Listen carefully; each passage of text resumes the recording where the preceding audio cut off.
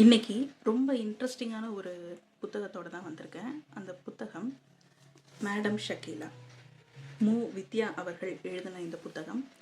இந்த புத்தகத்தில் தலைப்பு வந்து மேடம் ஷக்கீலா அப்படின்னு இருக்குது. அப்படின்னா இது வந்து ஷக்கீலா அவர்களோட சுயசரிதை அப்படின்னு சொல்லிட்டு யாரும் நினச்சிட வேண்டாம். இது கரண்ட் பொலிட்டிக்கல் கட்டுரைகள் அப்படின்னு சொல்லலாம். இப்போ இருக்கிற அரசியல் சூழலில் என்னென்னவெல்லாம் நடக்குதோ அதுக்கு அப்பப்போ சில கட்டுரைகள் வந்து எழுதப்படும்ல, அந்த மாதிரி எழுதப்பட்ட கட்டுரைகள் தான் இந்த கட்டுரைகள். இந்த கட்டுரைகள் வந்துட்டு விகடனில் வெளியான கட்டுரைகள். இந்த கட்டுரைகளை தொகுத்து ஒரு புத்தகமாக மாற்றிருக்காங்க.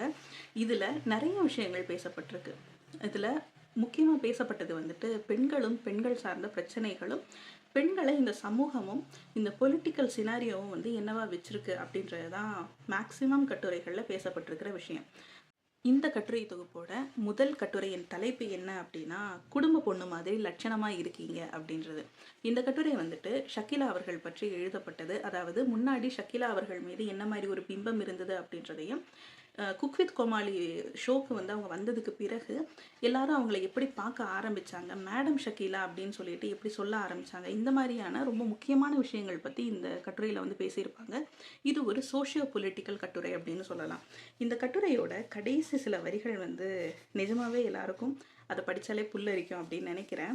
அதில் என்ன சொல்லியிருக்காங்கன்னா, ஷக்கீலாவின் பெயரை நம் வீட்டு வரவேற்பறையில் மேடம் ஷக்கீலா என இயல்பாக உறக்க ஒலிக்க செய்தவர்களுக்கு நன்றி. ஷெஃப் தாமு அவர்களுக்கு நிறைய அன்பு அப்படின்னு சொல்லிட்டு முடிச்சிருக்காங்க.